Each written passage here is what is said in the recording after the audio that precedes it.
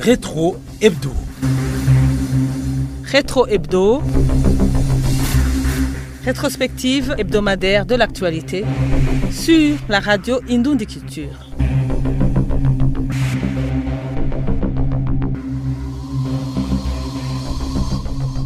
Bienvenue à cette rétrospective hebdomadaire de l'actualité, dont voici tout d'abord les faits saillants. Cette semaine a été caractérisée par l'activité de retrait des cartes d'électeurs, mais aussi le début de la campagne électorale pour les élections législatives et celles des conseillers communaux. Une campagne émaillée de certaines irrégularités dénoncées par les partis et coalitions en compétition, malgré un appel du chef de l'État. En environnement, nous allons revenir sur la menace qui pèse sur les faux palmiers à Bubanza, dans la réserve naturelle de la Rukoko. À l'occasion de la Journée internationale des sapeurs-pompiers, la police de la protection civile a reconnu la lenteur lors de l'intervention en cas d'incendie. Autre fait marquant, c'est une recrudescence de cas de vol à l'université du Burundi, campus Mutanga. Sinon, à Gitega, capitale politique, il s'y observe une baisse progressive du kilo de haricots. Les détails, c'est dans cette rétrospective hebdomadaire de l'actualité qui vous est présentée par Cléria Karoundié. Rétro Hebdo. Rétro Hebdo. Radio Indoundi Culture, encore une fois, bienvenue dans cette rétrospective hebdomadaire de l'actualité. Début ce lundi de l'activité de retrait des cartes d'électeurs par la Commission électorale nationale indépendante sur toute l'étendue du territoire.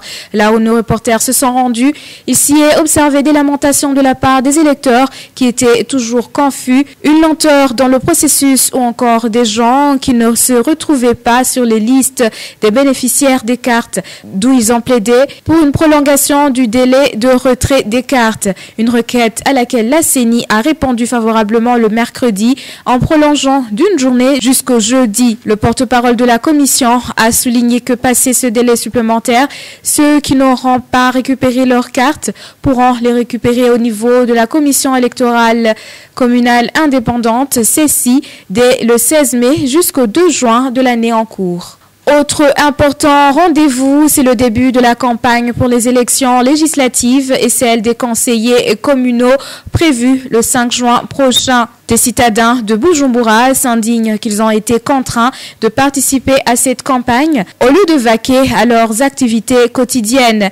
Ils apprécient pourtant que cette campagne ait commencé en sécurité. Je vous prie de suivre certains de ces citadins. C'est vrai, il y a du calme, mais cela peut changer d'un moment à l'autre. Le matin, j'ai passé sur le pont chez Sio. Ils ont refusé de vendre des mandarines et ces bouteilles en plastique, tout en précisant qu'ils ne le laissent pas sur place. Aujourd'hui, nous n'avons pas aucun problème. Tout marche normalement. Nous avons l'espoir que chacun participe de sa propre volonté et le laisse librement afin de vaquer à ses occupations au lieu de les forcer. Des coups de balle se font entendre autrement. Vous parlez de la paix alors qu'il y a des gens qui sont maltraités par les institutions. Tout à les arrêter et les emprisonner alors que d'autres, ils sont obligés de verser des cotisations. Que la Commission électorale nationale indépendante puisse donner des directives en matière de fonctionnement des CEPI et des CECI. Si la situation reste ainsi, ce sera une bonne chose, mais j'ai toujours des inquiétudes du moment. Je le compare aux élections antérieures où, lors des campagnes, des intimidations se font remarquer sur certains membres des partis politiques, que chacun ait sa liberté.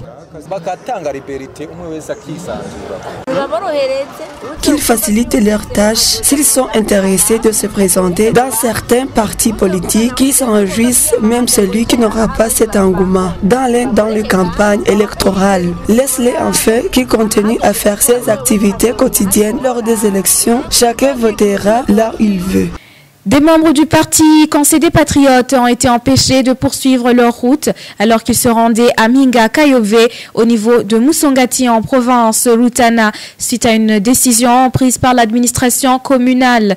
Le président du parti CDP, Anissé Nyonguru, a condamné fermement cet acte qu'il a considéré comme une manœuvre d'intimidation politique visant à entraver les activités des autres partis, privant ainsi les citoyens de leur liberté de choisir leurs dirigeants. C'est au moment où la coalition Burundi Bwa Bose a dénoncé pourtant un climat malsain qui a caractérisé cette période de campagne, où elle a dénoncé des cas d'arrestation et de torture commis contre ses militants. Kefa Nibidi a plaidé pour l'intervention des autorités administratives ainsi que la justice, mais aussi à la CENI de remplir son rôle. Kefa Nibidi, le porte-parole de la coalition, a plaidé pour que les autorités administratives, la justice et la commission électorale nationale indépendante remplissent chacune leur rôle. À la même occasion, le chef de l'État Evariste Ndayishimiye avait appelé les compétiteurs à éviter de se causer des ennuis entre eux. Il avait appelé la justice à agir avec fermeté contre les récalcitrants. Je vous prie d'écouter le numéro 1 Burundais Evariste Ndayishimiye dans la traduction en français de Jean de Dieu Nahimana. Je le dis et je le répète encore une fois. Toute personne qui perturbera les activités de vote ou portera atteinte à la liberté d'autrui sera punie conformément à la loi. Mais comprenez-le bien, elle sera punie conformément à la loi. J'invite néanmoins les juges à considérer ce qu'on appelle une circonstance aggravante, car c'est lui qui perturbe les élections, perturbe aussi l'avenir du pays. Oui, la loi peut être appliquée, mais le juge peut décider d'ajouter une sanction en fonction des circonstances aggravantes. Il y en a en effet une circonstance aggravante pour celui qui tente de compromettre l'avenir de la nation. J'appelle les citoyens et les observateurs à alerter à temps chaque fois qu'une situation anormale est constatée. Ces moments de campagne vont amener les amis du Burundi à observer de plus près nos comportements et nos attitudes pendant la période électorale.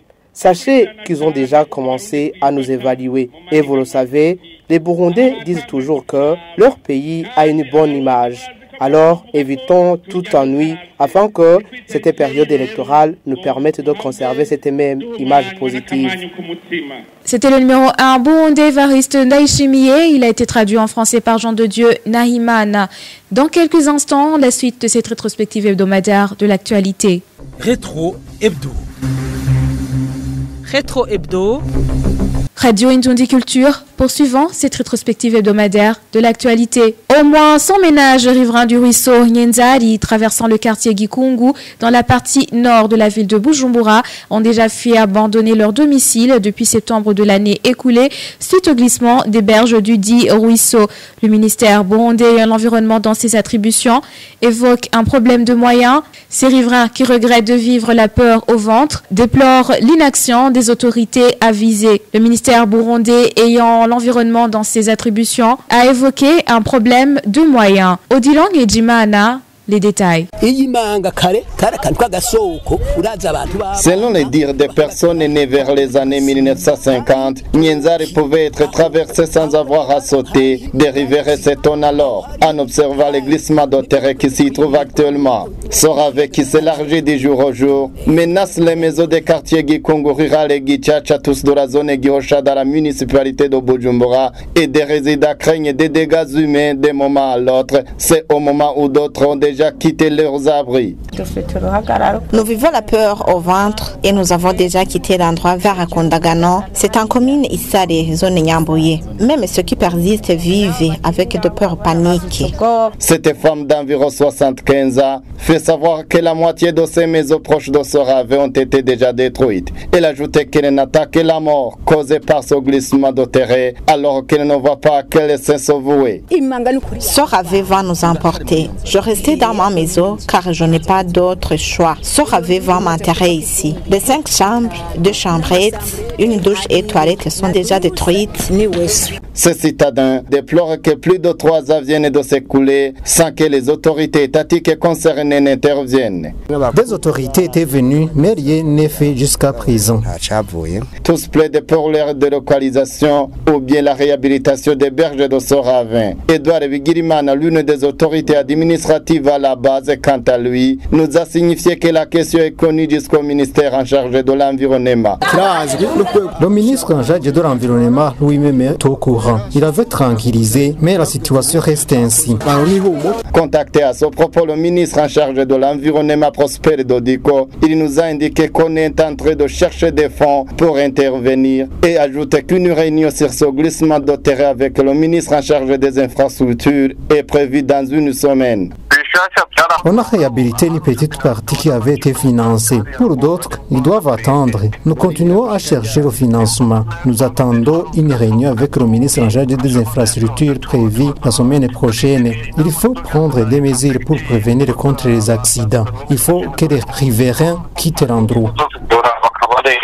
Alors que le glissement de terre sur le ravin Nienzar commence à s'observer il y a environ 8 ans, dans cette période d'une seule année de septembre 2024 au mai 2025, 100 ménages viennent de quitter leurs abris. Odilon et Jimana, les faux palmiers de la réserve naturelle de la Russie, en commune Gihanga en province Bubanza, sont toujours menacés par l'action anthropique de l'homme. Parmi les menaces figure le cimetière de Banda. Des environnementalistes plaident alors pour la protection du faux palmier dit Igikoko. Dieudonné Nuanzi Gamiye nous en dit plus. Le faux palmier est un arbre se trouvant dans la réserve naturelle de Rusizi en commune Gihanga, province Bubanza. Il est considéré comme un arbre à une importance cruciale, particulièrement pour les communes environnantes et pour le pays en général, comme l'explique Léopold Ndaïsaba, l'administrateur de la commune Gihanga. Il y a de BR et la pluie grâce à cet arbre. Le faux palmier n'est nulle part qu'ici au Burundi. C'est une espèce endémique qui peut attirer les touristes. Bien qu'il y ait une importance capitale pour le pays, le chercheur en environnement Inosaba Nigwaninzigo montre que cette espèce est menacée par la cimetière d'Omanda, qui selon lui n'a pas raison d'être localisée dans cette réserve. Il demande que les mesures soient prises pour protéger cette espèce aussi importante. La loi régissant la gestion des réserves de 2011 montre bien les activités autorisées comme les recherches et le tourisme, mais vous voyez qu'aujourd'hui on passe outre cette loi. Ce n'est pas compréhensible qu'une cimetière peut être localisée dans la réserve. Nous demandons aux administratifs de faire tout le possible pour protéger cette espèce, sinon le pays va perdre beaucoup. Emmanuel Sabimana, responsable du secteur par mairie d'Orukoko, reconnaît que la dite cimetière présente une menace à cette espèce et annonce un projet de le délimiter pour éviter qu'il s'agrandisse du jour au jour. Pour que le faux palmier puisse pousser grâce à sa graine, il lui faut au moins entre 50 et 60 ans. La réserve naturelle de la Rusizi avait une superficie de 10 700 hectares. Actuellement, il n'a qu'à peu près 5 900 hectares de superficie. Dieudonné Nuanzi Gamiye, des commerçants opérant au marché de Kukawasadi, situé au quartier Mutanga Nord, en zone Gihosha, commune urbaine de Nahangwa, déplore le retard des instances de sécurité chargées d'intervenir en cas d'incendie. À l'occasion de la Journée internationale des sapeurs-pompiers, ces commerçants se sont dit indignés de l'insuffisance de matériel auquel feraient face ces instances. C'est au moment où la police de protection civile avoue la lenteur lors de l'intervention en cas d'incendie suite à l'insuffisance de matériel et de personnel qualifié. Elle tranquillise pourtant la population que ce service s'améliorera au fur du temps. Jotam, il a tout dit. Pour plus de précision. La police de protection civile et de gestion des catastrophes n'a seulement que 2 camions anti-incendie à mairie de Bujumbura et une pour certains des grandes villes des autres provinces. Son manque de matériel, couplé avec des techniques limitées des sapeurs-pompiers et aussi un nombre limité, dérange dans leurs interventions qui ne se font pas à temps. À vous, Roger Ndikoumana, directeur général de la protection civile et de la gestion des catastrophes au Burundi. Il y a beaucoup de matériel à manquer. Nous avons aussi des effectifs de sapeurs-pompiers insuffisants, sans oublier les techniques d'intervention qui ne sont pas aussi de haut niveau. Mais il y a du matériel que nous avons déjà réceptionné et d'autres que nous n'avons pas encore reçus. Mais selon Ndikumana, les Burundais devraient garder espoir que la qualité des interventions de la police s'améliorera au fur du temps.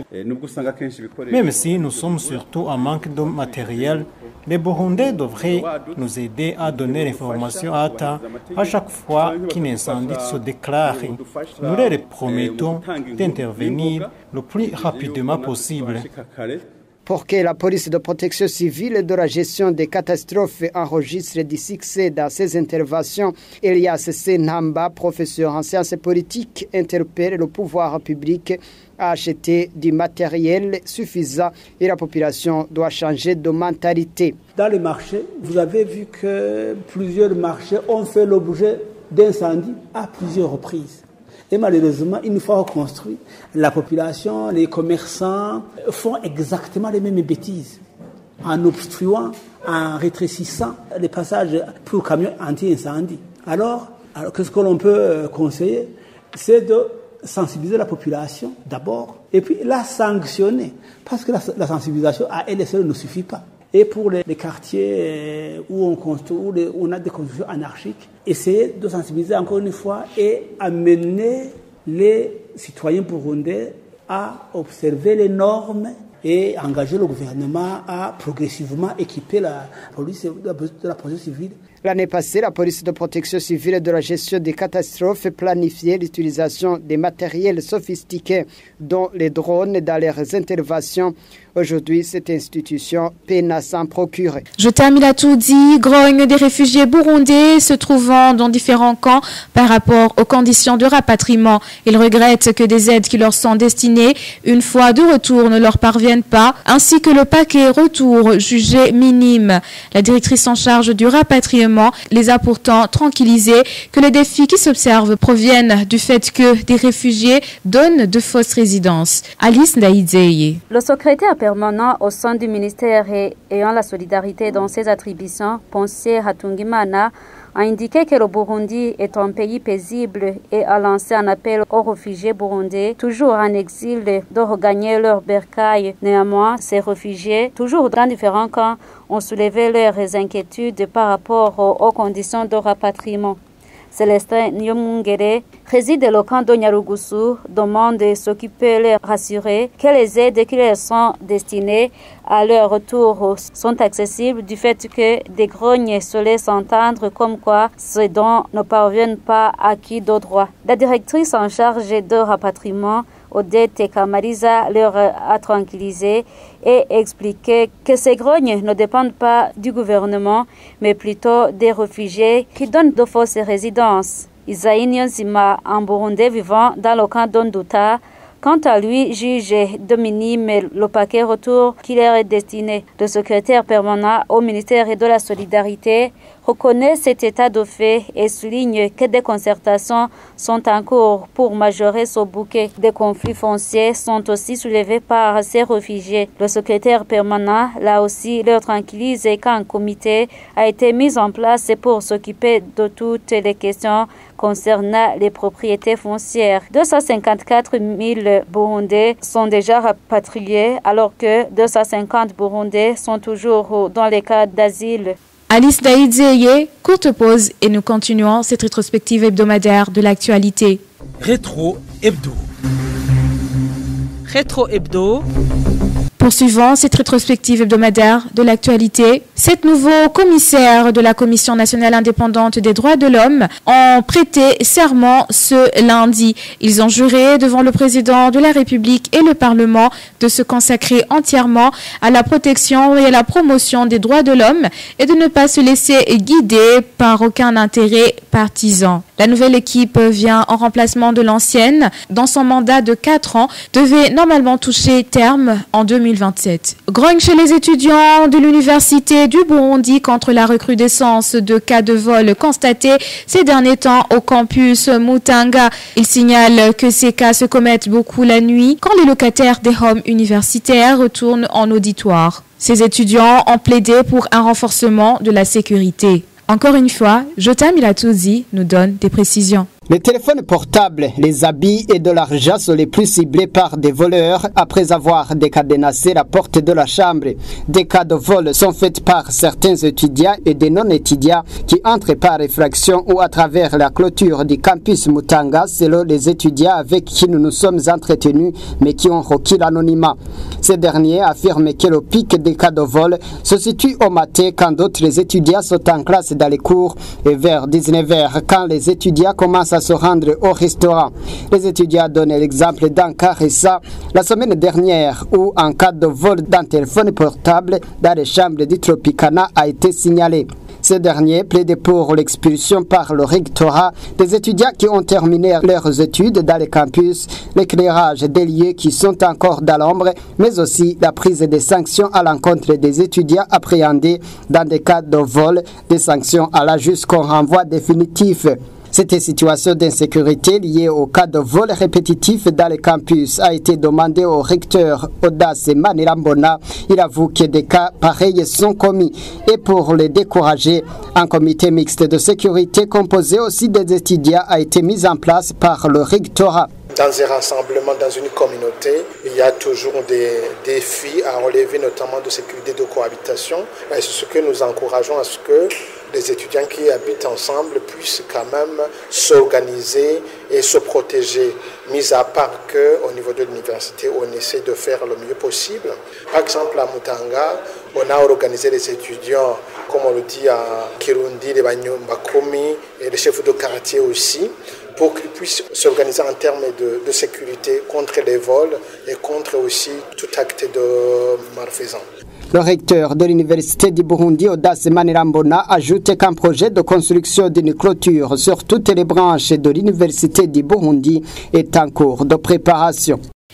Je termine à tout dit, l'équivalence des diplômes reste un défi qui freine les lauréats qui ont été diplômés dans des pays d'asile. Lors d'une réunion des parties prenantes au rapatriement ce lundi en mairie de Bujumbura, les enseignants qui sont toujours dans les camps de réfugiés en Tanzanie ont voulu savoir s'ils seront réintégrés à leur tour. Alice Taïdzeye nous en dit plus. Comme l'a indiqué celui qui a parlé au nom des rapatriés, ceux qui ont obtenu leur diplôme en exil ne continuent pas leurs études universitaires à temps suite à une lenteur observée quant à l'équivalence de leur diplôme et demande que la commission qui s'en charge essaie d'accélérer ce travail pour permettre aux détenteurs de ces diplômes d'entamer leurs études universitaires et de leur soutenir dans d'autres besoins. Isaïe Balanikwa, résident au camp de réfugiés Nyarugusu en Tanzanie, a voulu savoir si les enseignants en exil seront réintégrés dans leurs fonctions à leur retour. La directrice en charge de rapatriement au ministère en charge de la solidarité, Odette Kamaliza,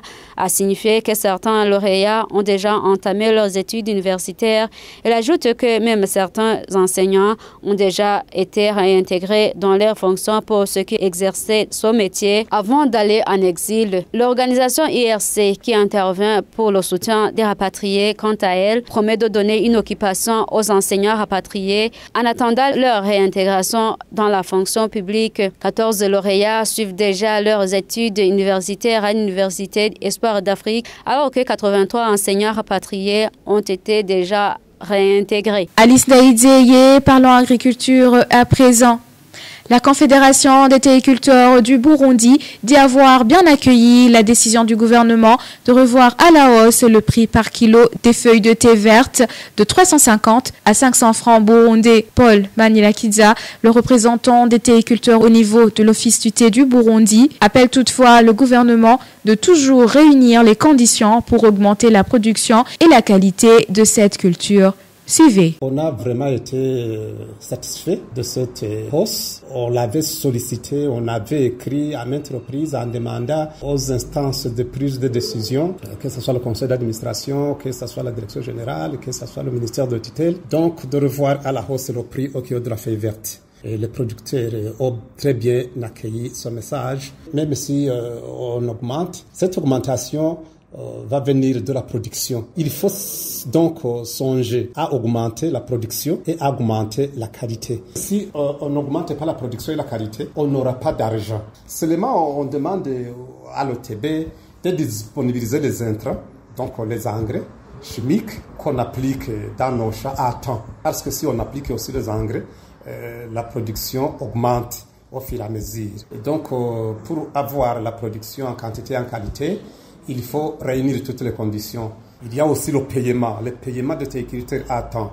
Il y a aussi le problème de transport de la feuille verte depuis le hangar, depuis le champ vers l'usine. Ce dernier temps, vous savez qu'il y a un problème de manque de carburant. Donc, on interpelle le gouvernement, en passant par le TB, de disponibiliser le carburant, ainsi qu'aussi les véhicules de transport de la feuille verte. Parce que s'il y a un problème très sérieux, c'est un problème qui est lié au transport. Il faut que les camions de transport soient disponibles, il faut que le carburant soit disponible en quantité suffisante. Le prix du haricot a chuté progressivement dans la capitale politique Gitega. 1 kilo de la variété dite Kinure, qui est celle préférée par des consommateurs à faible moyen, qui s'achetait à peu près 4000 francs burundais, arrive actuellement à 2500 francs burundais. Une bouffée d'oxygène alors pour les consommateurs dans le contexte de la cherté des autres denrées alimentaires de première nécessité. Depuis Gitega, Anissé Nangouvou, correspondance. 1 kilogramme de haricots dont les graines de différentes variétés, ceux appelés communément Kinure, préférés par les consommateurs de moyens limités, s'achètent à un prix évalué à 2500 francs au marché central de Gitega et ses environs. Les consommateurs font savoir qu'il n'y a pas 2 semaines, 1 kilogramme de haricots de même espèce, de même taille, était vendu à 4000 francs burundais. Ils indiquent que cet état des lieux constitue une bouffée d'oxygène en ce moment où les prix des produits de première nécessité et des denrées alimentaires ne cessent de monter alors que les conditions de vie demeurent pour plus d'un précaire. Ils disent espérer une baisse progressive du prix du haricot étant donné que la récolte de ce produit comptant pour la saison culturelle B est imminente. Quant aux commerçants détaillants, ils révèlent qu'ils s'adaptent au prix fixé par les grossistes qui avaient spéculé sur les quantités dont ils disposaient dans le stock dernièrement. Même situation pour les graines de maïs qui sont passées d'un prix compris entre 2500 et 2700 francs et qui s'achètent aujourd'hui entre 1000 et 1200 francs burundais le kilo. Bien que les consommateurs pilulent dans l'espace où sont vendues ces graines de maïs pour s'approvisionner, en soulignant que c'est un aliment qui reste à côté le moins cher. Il leur permet de survivre dans leurs familles respectives. C'est au moment où les agriculteurs indiquent être dans la désolation étant donné que leur production de maïs est vendue aujourd'hui à un prix minable situé entre 750 et 1000 francs le kilogramme alors qu'ils ont dépensé énormément de moyens pour les semences sélectionnées, des intrants et payer la main d'œuvre. Et enfin, grogne chez les résidents de la colline Nyabigina en commune et province Makamba contre la lenteur observée dans un projet de raccordement électrique promis depuis bientôt 3 ans. Ils déplorent alors un travail à perte et demandent à la régie des eaux de décanter cette situation. Serge Sindaïgaya, les détails. 16 habitants de la colline Nyabigina en commune et province Makamba dénoncent une situation qui dure depuis plus de 5 ans. Nous avons longtemps plaidé pour le raccordement afin que ce transformateur soit profitable sans succès. Nous ignorons pourquoi nous ne réalisons rien de développement malgré le courant déjà ici. J'ai appris de par le directeur général de la régie des eaux la réception des fils électriques. Pourquoi restons-nous toujours en arrière? Ils disent qu'ils attendent toujours l'électricité de la part de la régie des eaux, une attente qui devient lourde de conséquences pour les habitants, les petits entrepreneurs et surtout les élèves qui en ont besoin pour leurs études. Oui, nous les avons envoyés à cause de l'absence du courant. Puisque les cours de renforcement sont impossibles, certains migrent vers Gatwenzi, aux environs du lycée Makamba, et d'autres vers le chef-lieu de la province. Pourquoi? Alors, le transformateur là n'alimente la localité tout entière. Les conséquences vont au-delà de l'éducation. L'absence d'électricité freine aussi les activités économiques dans la localité. Ce n'est pas gratuit. Nous devrions payer pour ça, que notre doléance soit entendue et que nous soyons alimentés et que nous nous développions. Moi, par exemple, je compte implanter un moulin sur place. Je devrais contribuer à la régie des eaux, mais ce n'est que la perte. On a tenté de joindre par téléphone le directeur général de la régie des eaux, docteur ingénieur Jean-Albert Manigomba, sans succès. Le transformateur installé depuis plus de 15 ans alimente uniquement le lycée technique de Nyabigina et la paroisse anglicane de cette même localité, un potentiel largement sous-exploité. Les habitants de Nyabigina lancent un nouvel appel à la régie des eaux qu'on prenne en fait compte de leurs besoins pour que l'électricité ne reste pas un privilège mais un droit pour tous. Depuis Makamba, Serge Sindaïgaya pour la radio Indonde Culture. Voilà, chers auditeurs, ainsi prend fin cette rétrospective hebdomadaire de l'actualité. Merci à tous de l'avoir suivi. Claria Kangondiye vous a présenté cette rétrospective hebdomadaire de l'actualité. Rétro Hebdo. Rétro Hebdo. Rétrospective hebdomadaire de l'actualité sur la radio Indonde Culture.